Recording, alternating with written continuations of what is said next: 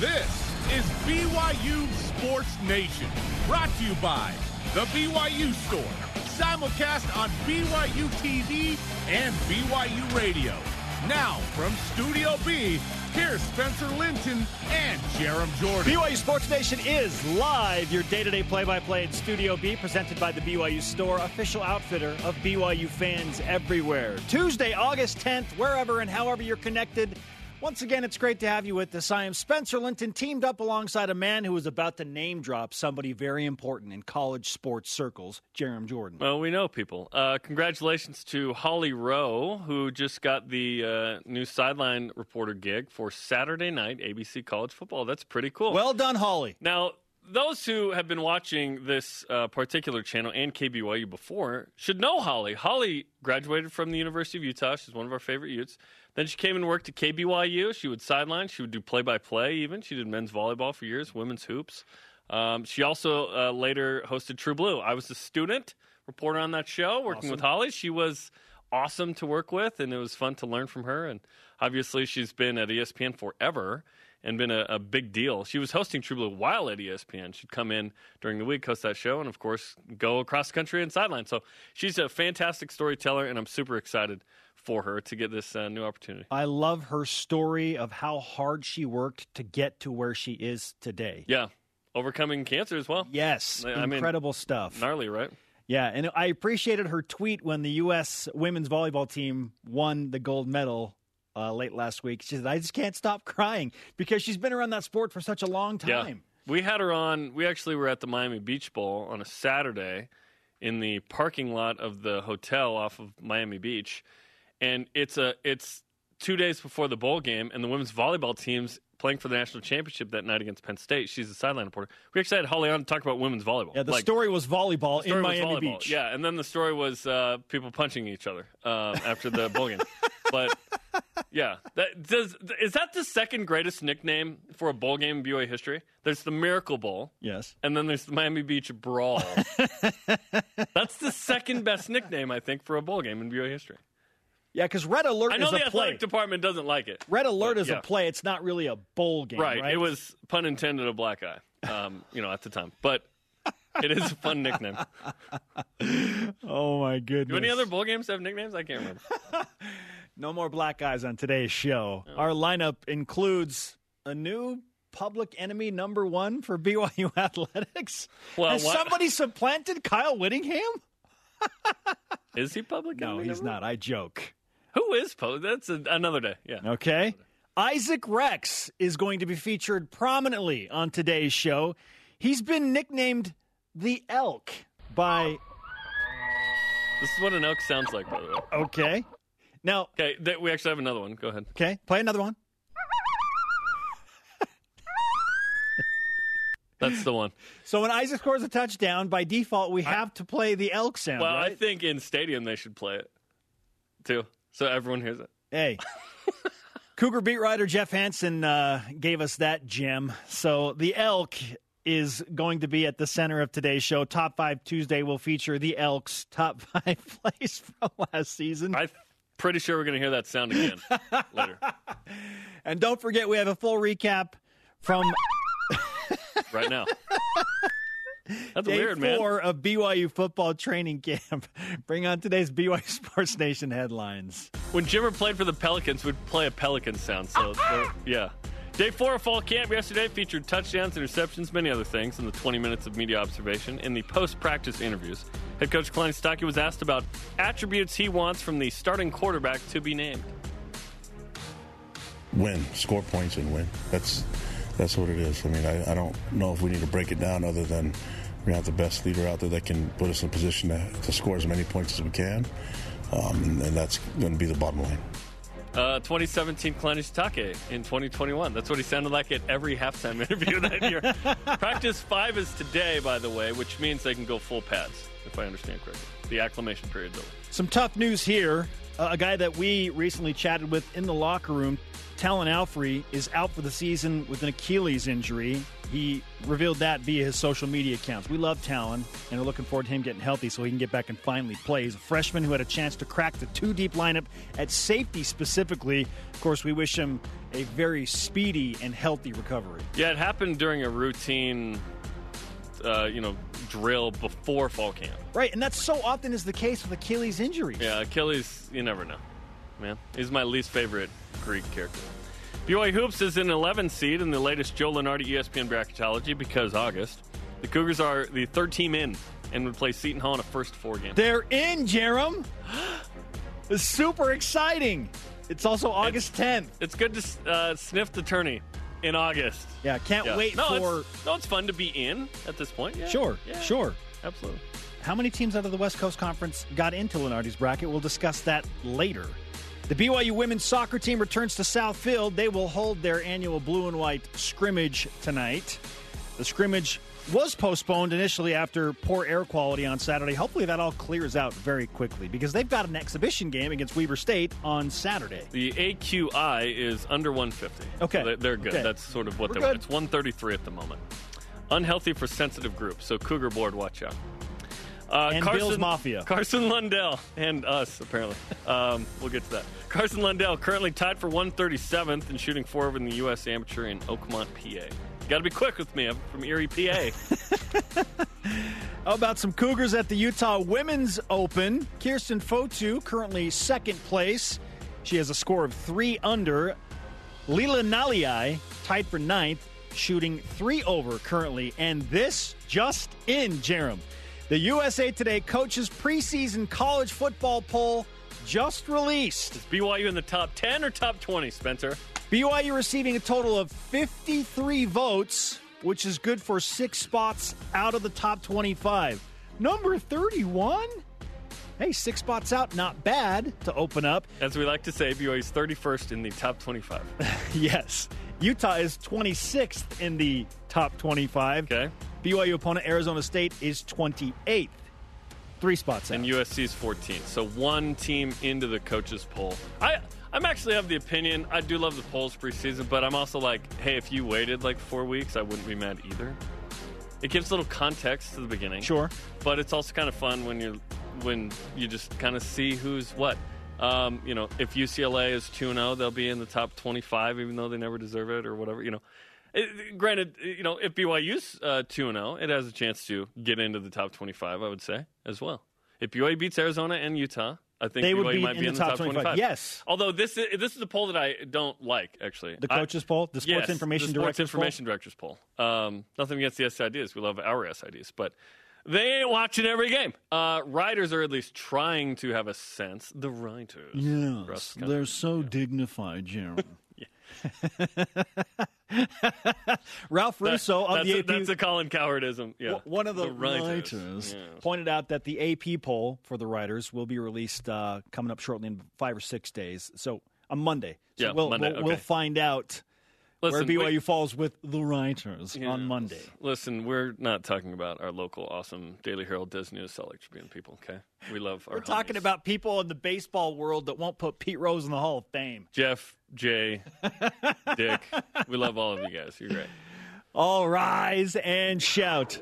It's time for What's Darnell. Trending. You're talking about Jared. it, and so are we. It's What's Trending on BYU Sports Nation. What's Trending presented by BYU Food to Go, the MVP of your next event. 4 days down in BYU football training camp and less than 4 weeks before game number 1. So with 4 as the operative word, day 4 of fall camp officially wrapped yesterday, and we have a full recap featuring BYU TV's Dave McCann and Blaine Fowler. Hey everybody, Dave McCann, Blaine Fowler. Practice number 4 for the BYU football team.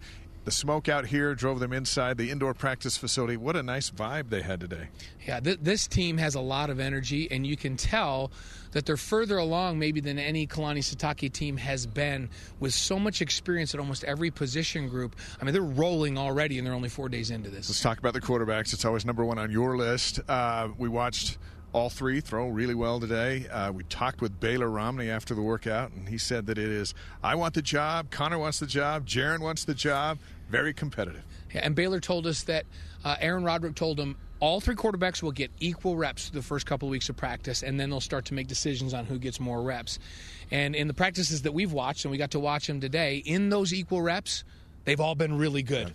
Like, there has not been a chink in the quarterback armor at all. I don't think you can pick anything that any of them has done apart at this point. So that's a nice thing to have. Yeah. Three really, really solid quarterbacks all performing at a high level. We asked Baylor of the receiving core, what's the biggest challenge? He goes, deciding who to throw to, because he's got so many, and we'll talk about a couple in a moment, but that group is as deep as we've seen in years. Yeah, and Baylor said that with that receiving group, when he comes out, you just have to read the defense and then get it to playmakers. He goes, that's the job of the quarterback this year, not to go out and make big plays, but to get it to the open guy, because all those playmakers can make plays, distribute the ball, and let them go. We got so much, but so little time. Let's talk about Isaac Rex. We just talked to him.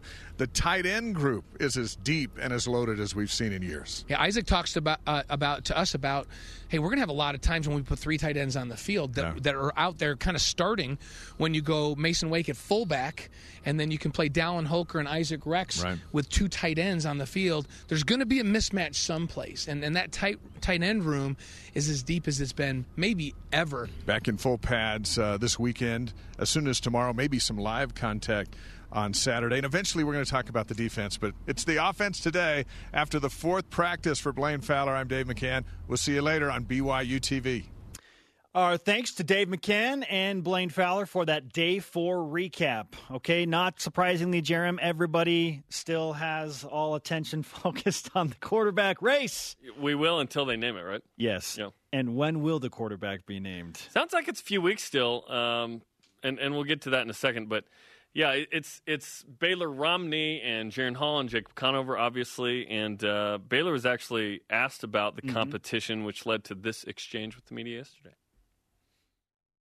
It's competitive. I mean, those guys, they want it, I want it, and we'll see how it turns out in the next couple weeks. Reps pretty even? Yeah, reps have been even so far. Between the three of you? Or? Yeah, between the three of us.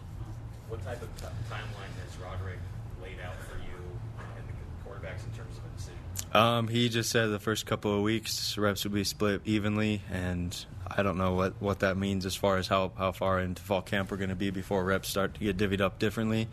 But you just got to take it one day at a time and make the most out of that day. All right, Mr. Consistency, Baylor Romney, both in his presentation with his voice and his play on the field. He does have a mustache now. I want to point that out. And he wears the headband. Ooh. So he's got a little more swag. I talked to him a little bit after practice yesterday. Okay. He's got a little more swag than last year. Like, you can see he's like, all right, I got a shot at being the man here. He feels like he is in prime position to win this job. And that's good. I like that the competition as the backup last year because Jaron was hurt? Yes. Both have had the I'm the backup reps. Jacob has not, Conover. He's been the scout squad guy last year, so he's the odd man out in this probably. But interesting to know that, okay, they are splitting reps the first couple of weeks with all three. Jacob's getting a legit shot at being a starter. Now, as with any quarterback race, different coaches are going to have different opinions on different players and who they think should start. So when a starter is named, don't kid yourself, this is not going to be unanimous among the entire BYU coaching staff. It'll end up being, okay, this is our guy. But, yeah, there'll be a good debate there. Yep. I feel like they should make that a web-only thing that you pay $100 to win. I think they could make some money. You want to raise some more money for the All-In campaign? Yeah, I think they could. Yeah, we've talked about it. I think all three are totally capable. I just think Jaron's going to win. I just think he brings the most to the table. Okay, specific to what Baylor Romney just said, what do you take from that back and forth with his conversation in the media? That Aaron Roderick is giving all three legit shots to win the job. If he didn't actually think Jacob could win the job, he wouldn't give him equal reps as Jaron and Baylor. So I do like that. I think that's good. These guys are slinging it, man. Listen. The reps will be broken down in practice way more by Aaron Roderick and Festus Sitake and company on offense, right? But when you watch the brief portion that we get to watch, the last 20 minutes there yesterday, it was impressive, man. They're throwing it around. Granted, they're not in full pads. The defense is never going to touch the quarterback, right? So the actual pressure of that moment is not the same. But these guys are playing really well in practice. Like, it's hard to kind of stink in that situation. Like, a lot of guys are open. There's not actual nose tackle in your face when it's 7-on-7. But these guys are playing well right now. So far, so good. BYU will transition into full pads by Wednesday, and then perhaps... So they're taking it slow. Right. They could do today, if I understand correctly. Fifth practice. Right. So then perhaps they can simulate some more things when they're in full pads, but we've heard, and it's been well documented, they're not going to do a lot of contact. They want to keep people healthy. This really worked out for Navy last year. Oh, boy. No, I think they'll do some tackling. Sure. I think this is specific to the quarterbacks. I like that all of the quarterbacks are receiving equal reps. I think it's at the point of camp where you should do that. And I am very confident in Aaron Roderick and what he has decided to do in this battle. Like, I have entered the point now where I trust Aaron Roderick 100%. What reason do we have to not trust him? Exactly. What has he done Nothing. that has said, trust. It's kind of weird? Like, no, Aaron Roderick has earned the respect and the confidence of BYU Sports Nation. You produced number 2 pick, you're good. Yeah, that helps for sure. But I like what he's doing. I said it months ago. I'm all for getting all 3 of these guys fully engaged in fall camp. Make it as intense of a competition as you possibly can to raise the game. See who folds under the pressure and see who rises to the top. I love this. And we'll know who the starters in how many days? Countdown to the Wildcats. 25 days. Okay. 3.5 weeks. Let's go. I love it. Hopefully we know before that, but we might not know until game time. Good grief. No, we'll know before. Okay. Kalani basically said as much last week. To us. Topic 2. Pac-12 reporter John Wilner of the San Jose Mercury News took aim at BYU yesterday on Twitter. The gist of the conversation revolved around this tweet. News from the future. Following Utah's 27th consecutive victory in the Holy War, BYU fans gather in the parking lot, chant 1984, 1984 as Utah team bus departs for Salt Lake. He followed that up with, as much sarcasm as we sling, there is zero doubt the Holy War is a great, great rivalry, and college football west of the Red River is better for it. That's that. Okay. React, and then we'll discuss something else he put out there. John Wilner is making it very clear that he enjoys trolling the BYU fan base more so than any reporter across the country. Yes. He had BYU the lowest ranked of any writer in the AP football poll last year. Like, the lowest BYU was in the AP poll was courtesy of the San Jose Mercury News and John Wilner. And I think that absolutely was calculated. Oh, yeah, 100%. Like, I don't know what it is, but he enjoys trolling the BYU fan base more than any other fan base. Let's not act like we don't enjoy trolling other fan bases. So we are equally sinful. Are we to John Wilner? Not to John directly. I'm saying me to Cougar Board, me to the schedule, us to Utah fans, us to Boise State, Utah.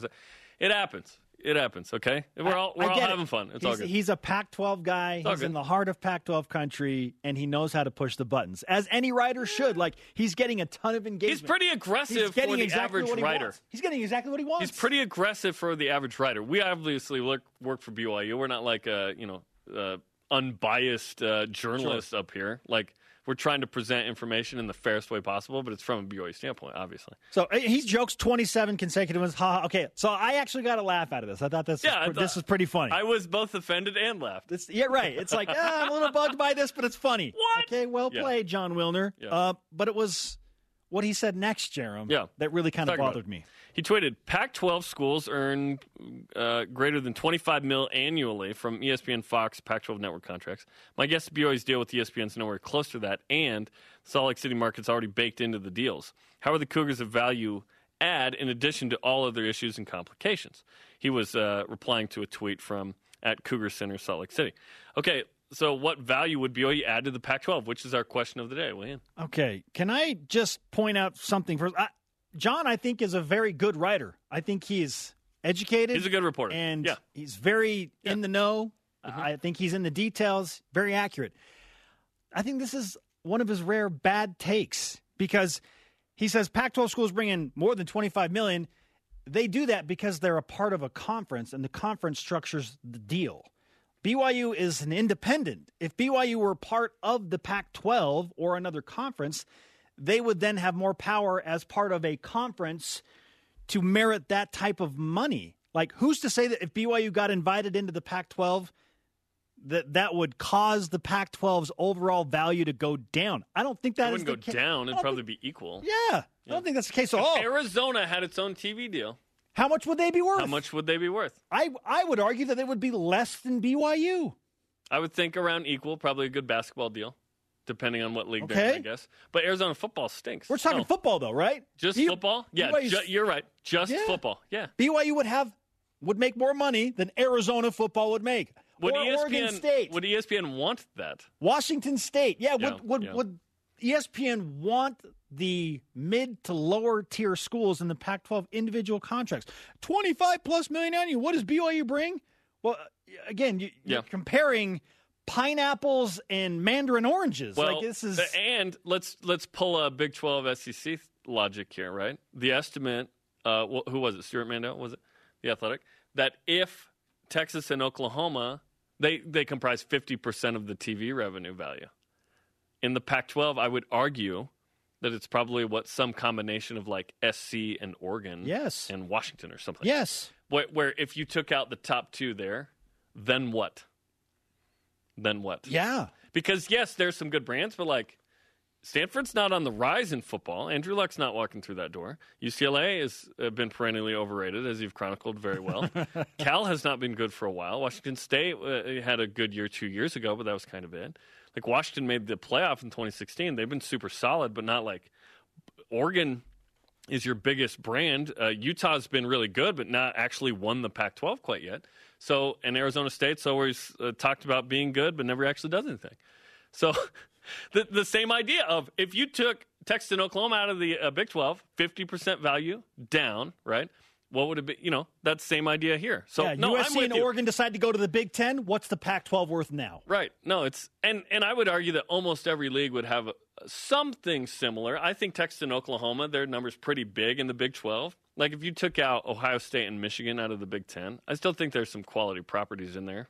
But you're right. It would be affected in a great way. It's a great point, the individual versus league look at, yeah. Well, and the other thing is, the Salt Lake City market is already baked into the deals. It's not about individual markets anymore in our day and age. It's about streams and just eyeballs in general. In 2010, it was. Yes, It's in 2021, it's not 2010. everything has changed. Yes. You can And- watch anything yeah. on social media, online. Like, it's just different. How much interest do you generate based on your brand through social media and linear platforms? And interest you can quantify as sales. How many TV ads and how expensive are those TV ads on the networks you're so on? I want John to answer the question that you just brought up. How many Pac-12 schools would garner their own ESPN deal that is equal to or greater than BYU? Maybe three or four? I wish we knew the BYU number. We don't know the BYU number. Yeah. Like Oregon, USC, UCLA probably because of Los Angeles. And then who else? Washington? Okay, so Washington for sure. right? So those are the four right there. BYU be middle of the pack. And maybe I would probably guess that there's like 6 to 8, but like the bottom 4, I don't know. Okay. Then again, it depends. Maybe they take low money. Like Liberty has a deal with ESPN now, but it's probably not great. Sure. All right, Jeremy, you asked the question, what value would BYU add to the Pac-12? Let's hear from you, BYU Sports Nation, and go to Voice of the Nation. This is the Voice of the Nation on BYU Sports Nation. Kyle Nelson answers on Instagram. A TV network they can base a conference network on. BYU's selling point can be to use BYU TV as a springboard to a conference network. I'm not quite sure that's true. We kind of integrate with what the big boys do, and we kind of cover the rest. But we can totally be as helpful as possible in everything. Yeah, we've done our best to try and work with ESPN. There's some misperceptions about money that BYU TV brings in and connections with ESPN. Like, we share some cameras, but they don't use our facilities, per se. So, yes, we integrate as much as we can, but that might be a little exaggerated right there. Sure. The third tier rights, so the things that don't get picked up by the major networks, BYU TV could absolutely come in fill and it all them. in. Yes. Yep. I remember watching BYU and USC women's soccer play with no commentators and just natural sound at the Coliseum, and I was like, this is super weird. And it was on the Pac-12 network. BYU TV could absolutely help in that regard. Yeah, we can handle one team and the 9 sports we cover. Yes. Pac-12 network has got a lot more to cover. Okay, coming up, bracketology in August. We'll break more of that down. Why not? And it's Isaac Rex Day. Begins with a one-on-one featuring Jason Shepard and the Elk. That's next. This is BYU Sports Nation. This portion of BYU Sports Nation is presented by BYU Food to Go, the MVP of your next event.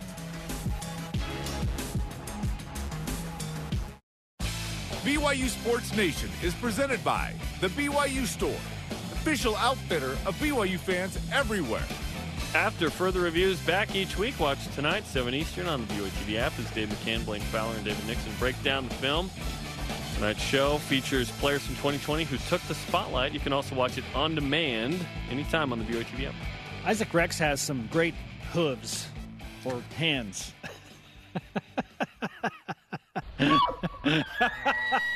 The Elk.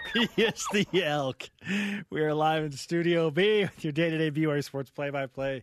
Once again, I'm Spencer Linton. That is Jerem Jordan. All right, speaking of the Elk, he was kind enough to speak with Jason Shepard following practice yesterday. One-on-one, BYU Sports Nation All Access. Isaac, I have waited an entire year to ask you a certain question. It's probably something that only I want the answer to, but I'm finally going to get my chance. All right, I want to hear it. On the back of your jersey, I-Rex. Why the I? There's no other Rex on the team. So I'm curious, why? I wish I knew the answer to that, but I have a brother. My only, thing that I could think of for why they put I on the back is Preston, my brother, was committed last year. He was thinking about maybe coming before his mission for a year, but he decided to head out. And so maybe he was on the roster for maybe a couple seconds, but maybe they just wanted to. No one really knew who I was last year, so they needed an extra eye on there. So, because Rex wasn't good enough, they maybe thought I was Byron or Preston or some other Rex. Well, see, I thought maybe it had something to do with your dad. That maybe you said, "I want to be I-Rex. I want the designation." No, but okay, so you had no idea either. I had no idea. It just was on there, and I was kind of just went with it. I didn't want to complain about it because I know the equipment guys work so hard for it, for us and for everyone. But. Guess what? I don't know the answer, but... Are we going to see I-Rex again this year? I might as well keep it. It worked well last year. 12 touchdowns. Yeah. Pretty good freshman season, I would say. I'm pretty superstitious, too, with equipment and stuff. I kind of whatever. If I played good one game, I wear the exact same thing the next game. And so I was thinking maybe I just keep the I-Rex and roll with it. So does that mean you basically wore the same thing the entire year? Because they're pretty much every game... I had a couple tough games. But, no, I just like wearing what I feel comfortable in, and then I am pretty superstitious, so I eat the same food and all that. It's kind of weird. But after the type of year that not just you had personally, but the team had, how much more excitement is there for you heading into this year to build off of that?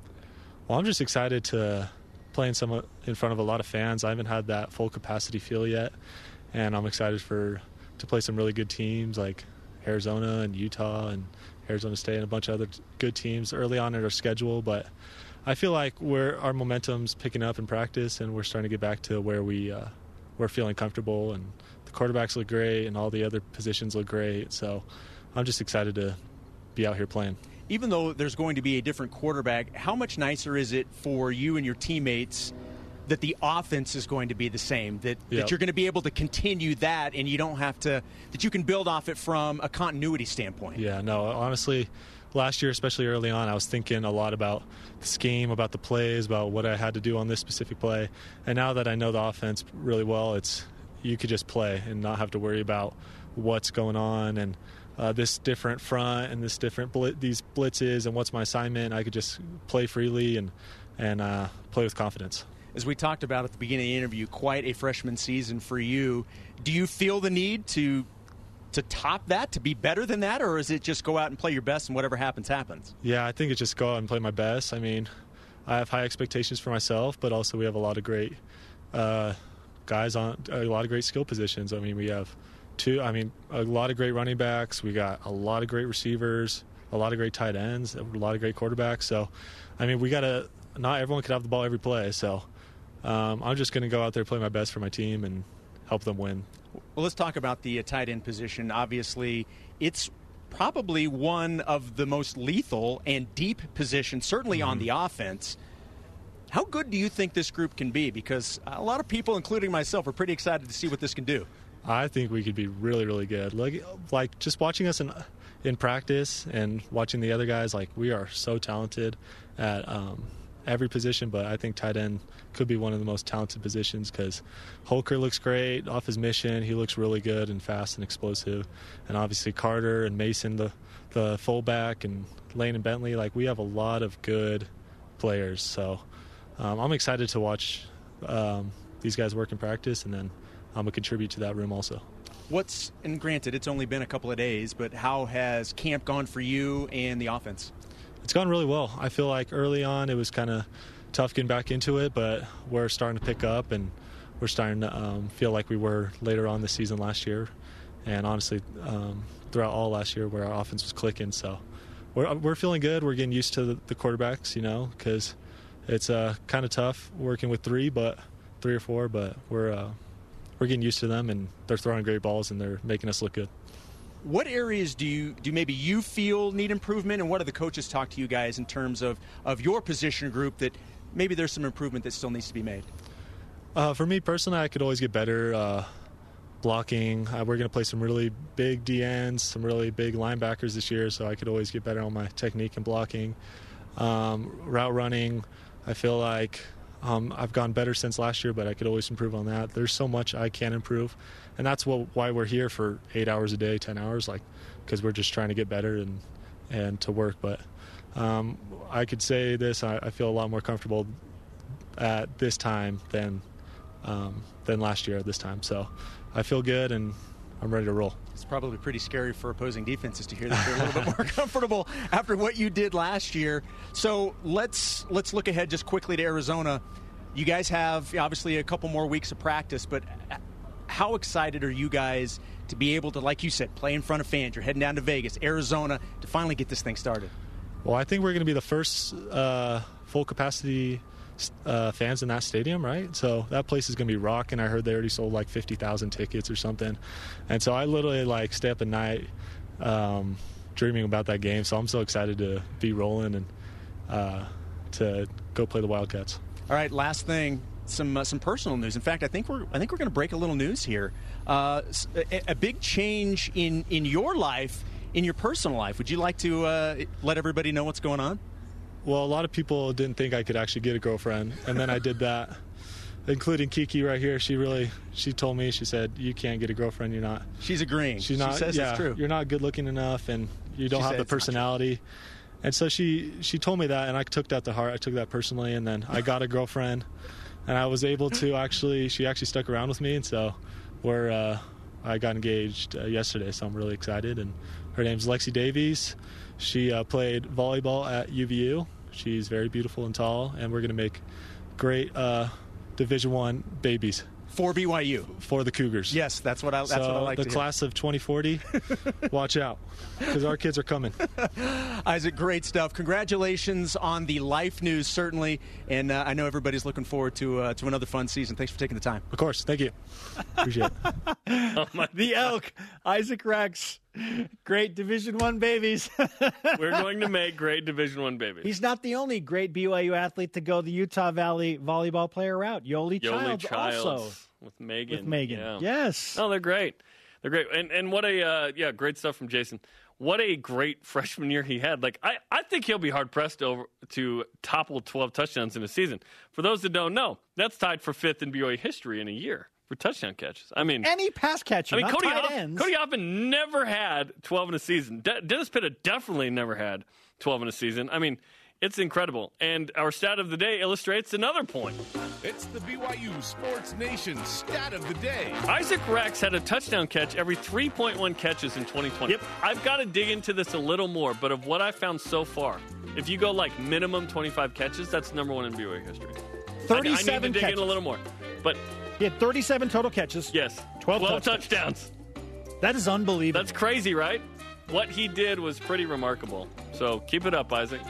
All right. Division I babies. I think we need some overreactions, Jerem. Let's keep this thing rolling. Coming up, we overreact to Day 4 Fall Camp highlights. And in what world is St. Mary's better off than BYU? I feel gross just asking that. In the multiverse. This is BYU Sports. Why is that still on the Deli side? Do we really need that here still? This portion of BYU Sports Nation is presented by Visible Supply Chain Management. On the latest Deep Blue podcast, I speak with new BYU TV sports producer Hema Haimuli about his path to BYU as an aviation science major to Delta to KSL. Honoring culture in his work and, of course, his amazing dad, Lake, Uncle Hema. I got Hema's autograph as a kid. Listen on the BYU Radio app or where podcasts are found. He is Jerem Jordan. I am Spencer Linton, and this is a Tuesday edition of BYU Sports Nation. Let's whip it!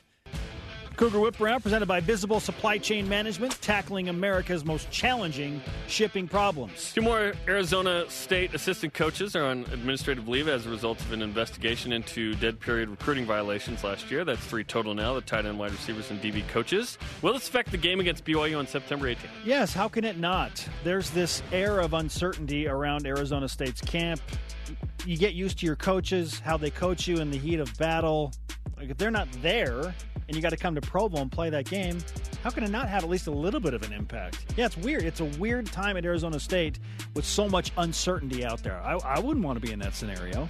Yeah, I'm not sure by week 3 how much it will. Like, maybe they miss fall camp and they're back for week 1. We don't know how long they're out on administrative leave. Fun fact, there were a few BYU assistant coaches who had COVID exposure or COVID issues around the Boise State game. Fun fact, they weren't on the sideline, and you didn't notice. And BYU clobbered the Broncos. So fair point. Sometimes it doesn't always have an impact, but perhaps it does.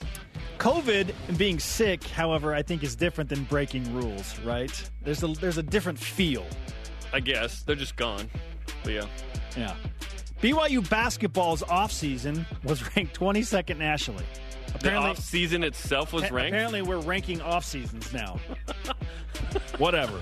Jerem, does this make BYU automatically, because of their off-season, the second best West Coast Conference team and a team that feels locked for the NCAA tournament? I feel like this team has got to be in the NCAA tournament. Locked feels like a strong word there. It's like, things can happen that would mitigate that. And I am going to start ranking the rankings. So anyone that makes a ranking, I will then compile said rankings, and then I will give it to Big Game Boomer and have Big Game Boomer put it out. Yes, but what was their off-season ranked? Yeah, what was the on-season?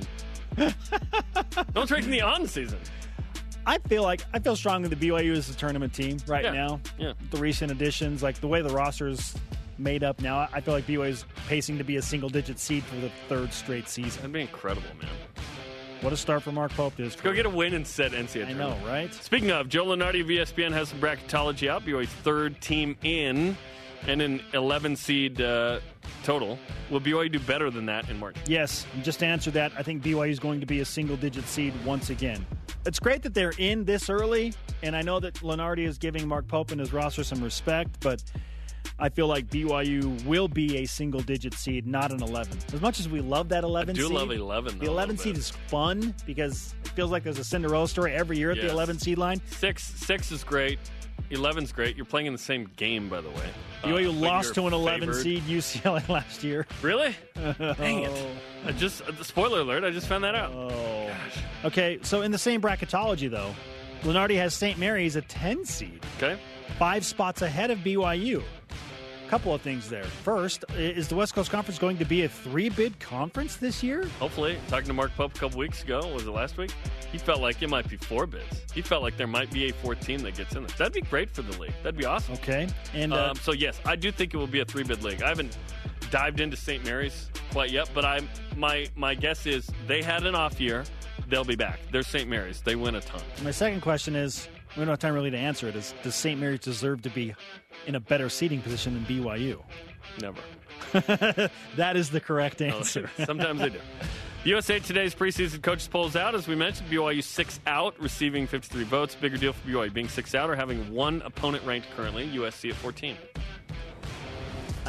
For me, it's having the 1 ranked opponent because we've been circling that game as the toughest game that's on BYU's schedule. I thought there'd be a 2nd or a 3rd. Well, and Utah is 1 spot out. Yeah. So if Utah, which they will, win their first game against, I think, Weber State, Utah can very well be ranked. But then gets knocked out in their second game against BYU. Oh, snap. And then BYU See what I did there in my super biased top opinion? 25? Yeah.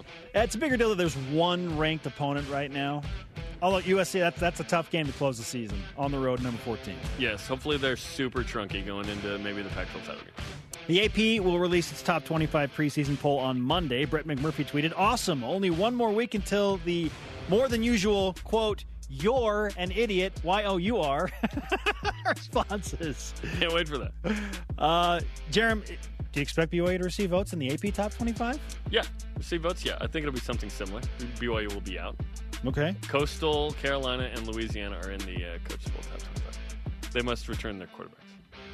What will the writers say about Coastal Carolina? Are you wearing a Coastal Carolina shirt today? No. It's not quite teal. Not teal. It's not quite teal. It's like a aqua blue. Trust me, I know what teal looks like. Yes. Apparently I didn't when And I brought can that never up. forget the color of that field in Conway, South Carolina. Ugh. Top 10 big game boomer ranking, Jerem. Here we go. There's another one. Put it on the board. Yes. Tyler Algier and Lopini Katoa rank as the 8th best returning running back duo in college football. Okay. Are you shocked BYU isn't higher here? No, that's fair. No, that's good. There's some really good ones. Like Alabama's at 4, you know what I mean, with 2 guys that didn't even play a ton last year. But you look at Arizona State, Rashad White and Chip Traham right behind them. They're pretty good. Can't wait for Arizona State with all that talent to underperform. Amazing. Incredible. The new UCLA. Coming up, more Isaac Rex in Top 5 Tuesday. The Elk. We all know championships are won on day 4 of training camp. It's an overreaction special Yes, next. they are. This is BYU Sports Nation. Yes, they are.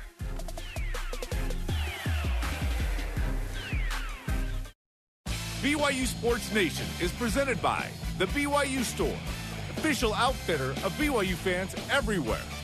BYU TV is sending 2 Cougar fans, not named John Wilner, to the season opener against Arizona and Las Vegas. One grand prize winner gets a trip for 2, including flight, transportation, and lodging, plus tickets to the game. 5 second-place winners will receive a BYU football fan pack and a Roku. Follow BYU TV Sports on social media for details. Winners will be selected, and random entry does not guarantee a prize. Although random entrance to Spencer Linton guarantees an autograph or a picture. Okay. The winners will be announced August 20th on BYU Sports Nation. Today's word is, and this is one word, Cougar Nation. Cougar Nation. Two One words word. combined into one. One word. Cougar Nation. Yeah, the day John Wilner and Jerry Palm get tickets from BYU is the day Las Vegas freezes over. They might have froze. There was some freezing going on in February, right? Texas had it really bad. All right, we're doing it live in the studio, Bizzle. It's time for Overreaction Tuesday. I love this. 4 days into BYU football training camp. Let's overreact to some highlights, Jerem. Starting with this. Jaron Hall That's it. looking for his buddy, Neil Pau. Oh, yeah. So smooth outside of the pocket. I was told yesterday by someone, I'm not going to say who, Neil Pau is the best receiver on the team right now. Ooh. That's what I was told. More than Puka Nacua, more than Samson Nacua, more than Gunnar Romney. Neil's crushing it. Neil's crushing it. Okay. Okay. So is that an overreaction, or is that just a fact of truth? Just trust me that this is a good source here. True facts of truth. Just trust me. Okay. I'm going to say that Jaron Hall can throw an out at 65 miles an hour with a football. Oh, gosh, there's no way. Okay, next one. Baylor Romney throwing to, again, Neil Pau. Okay. Neil Pau crushing it. Oh, a little wobbly. That's all right. All right. Keenan Pila was covering Neil, so Neil a little bit, able to get some separation there. All right. How am I going to Keenan Allen's overreact this? coming in. Let's see. Neil Pau. Baylor won't be the starter because of that single throw. He won't start because his ball was Because wobbling. he had one duck. Come on. Mind you, it was still caught and It was still completed caught and for a accurate. first down, probably. Yeah, all good. That is a proper overreaction. That's an overreaction. You had a wobble, so we're going to go with somebody else. Yeah, see ya. No. Number 3, Jacob Conover. This time for Gunnar Romney. Okay? Again, not for a touchdown. Although, just wait. The spiral. Does Jacob Conover throw the tightest spiral of any BYU quarterback ever? Oh, my gosh. What's our next one? Just show us one. We'll react to it. Okay. I think it's more Conover. Isaac Rex. Hey, tight spiral, Jeremy. That's a touchdown. Who? That's Conover to Isaac Rex, the Elk. I think his antler got inside the pylon with the ball. Okay. So we're good. Hey, Isaac knows how to find the end zone. We need to get Gunnar Romney into the end zone. Right? Gunnar, yeah. Yeah. All right, number 5. Gunner's incredible. Here's Jaron Hall to Gunnar Romney. Does this go for a touchdown? Oh. In 7-on-7, yes. Okay. Hey, that overreaction, Jaren Hall will be the starter based on that throw. Just based on that throw. The seam? Yes. Just that beautiful throw? Yes. It's also nice when there's no 6'3", 325 defensive lineman breathing down your neck. This is true. And 5 dudes backing up into you. Okay. Yeah. One more to overreact to. And this one is on the highlight reel for the entirety of camp. Hobbs Nyberg! Oh! Hobbs Nyberg. Let's overreact. He's the greatest former BYU baseball player to play football for the Cougars. I called his brother's games Chunner. Chunner Nyberg. Yeah. That's right. And his dad, Brent, played receiver on like the 98 team, right? Hobbs was a scholarship baseball player at BYU and opted to give that up to be a walk-on for the football team. Wow. Well, your scholarship in baseball is like 0.3, right? Don't let details get in the way of a great story, Jim. My bad. Come I'll just on, be over man. here. I'll just be over here. Hobbs Nyberg. I wish there was a dude named Shaw on the team so bad. We could have some fun with that. Also, based on that, he's got the best hands on the team, Jeremy. Best hands on the team. Hands on the team. Hobbs Nyberg. Let's go. Coming up, a former BYU TV teammate in a Saturday night spotlight. And we cap the day off featuring the Elk and his top 5 touchdown catches. It's an Isaac Rex show, man. Division I, baby. This is BYU Sports Nation. This portion of BYU Sports Nation is presented by Delta Airlines. Keep climbing.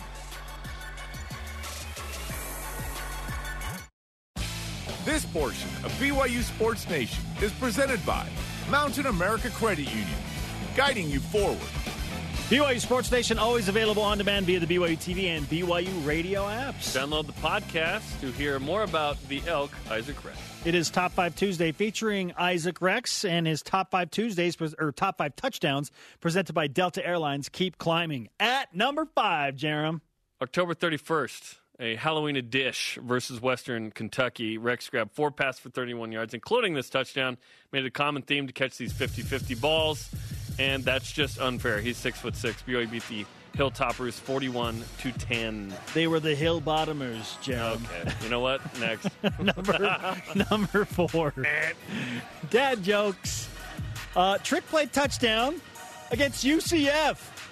You saw it. You were there with your own eyes. You had a great view of this. Right into me. Thanks to your wife, Brittany, for having a baby, so I could go to this game. That was great. Career high 96 receiving yards in that bowl game. 5 catches. Touchdown, Isaac Rex. Yeah, you ran right into me there. I said, hi, Isaac, and he didn't answer me. You couldn't hear me. Number 3, a diving TD catch against Texas State, October 24th. One of the few times Rex, scored from outside the red zone. Long throw to Isaac. Diving catch into the end zone. Awesome. 66 yards in that game. BYU beat the Bobcats 52-14. Look at that protection from the offensive line. And Zach Chuck with getting his hips squared and shoulders squared across the field. Incredible. Number 2, same game. October 21st against the Bobcats. And Rex mosses over the defenders. They just keep getting better as we see the final one of this top 5. Give me that! Just don't get used to this kind of defense. No. For this year. 5 catches, 2 touchdowns. Isaac Rex, man. He had 5 multi-touchdown games last year. 5. It's incredible. And the number 1 touchdown catch from last year's 12 against San Diego State. December 12th, the latest game in Provo ever. Back of the end zone snag. The diving catch from Rex. Yes, Isaac. Antlers inside the end zone for the grab. 5 grabs, 47 yards, 28-14 win to close out the regular season. The last game for Dax Milne, Brady Christian, Zach Wilson, and the seniors. Get those hoods down, baby. There it is. That sound is the worst. Our question of the day. As we cycle back and ask you, what value would BYU bring to the Pac-12? Here's looking at you, John Wilner. Thanks for inspiring today's question. Our Elite Voice of the Day, presented by Sundance Mounts Resort, comes from @ILikeSports06 on Twitter. The 05 was taken, and 04. Twitter banter, okay? The Twitter banter. That's what BYU would bring to the We Pac-12. have Cougar Board. We can't do better than Twitter banter? Twitter banter. Oh, man. The Elite Voice of the Day. Okay. How about that? Today's Rise and Shoutouts presented by Mountain America Credit Union, the official credit union of the BYU Cougars. Holly Rowe, Well done, Holly. As we mentioned, former True Blue host, KBYU host, Cougar Sports Insider back in the day. Saturday night football on ABC. Sideline gig. Isaac Rex getting engaged. And Brady Christensen listed as the backup right tackle on the Panthers' unofficial depth. Let's go. Our thanks to today's guest, Isaac Rex. The Isaac Rex Show started Dennis Pitta. We featured a tight end that's still playing and caught more touchdowns. We're Jeremiah and Spencer. Shout out to Gordon Hudson. Let's make it an all tight end show. We'll see you for more BYU Sports Nation tomorrow morning, noon Eastern. Go Cougs.